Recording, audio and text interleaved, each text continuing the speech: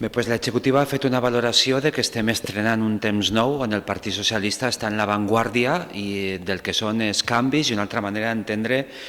la política i les institucions a partir d'ara. Jo crec que la gent ha parlat d'una manera claríssima, que vol passar pàgina del que ha sigut el caciquisme provincial, enviar al Partit Popular a repensar-se el que ha estat fent durant tants anys i a partir d'ara hem d'estrenar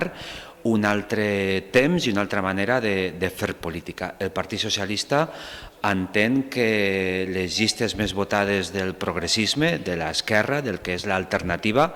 ha de tindre un paper especial des del punt de vista de les alcaldies i, òbviament, de la presidència de la Generalitat. I en aquest sentit estem en disposició del que toca fer en aquest moment, que és parlar, concentrar-nos en els programes, en el contingut, en el fondo del que significarà una etapa de regenerar les institucions, els ajuntaments, la Generalitat i també fer unes polítiques que signifiquen el canvi en el model productiu, el canvi en el sistema econòmic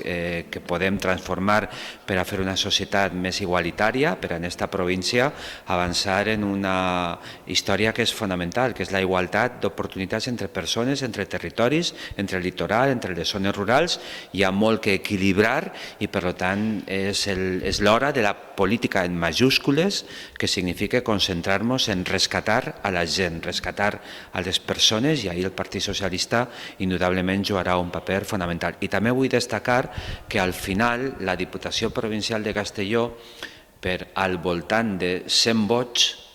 el Partit Popular conserva la majoria suficient per a perseverar i per a quedar-se governant sent la força hegemònica o majoritària en la Diputació Provincial, però que al final han sigut del voltant de 100 vots la diferència en funció dels partits judicials i de la pròpia composició que té la Diputació, el que permetrà,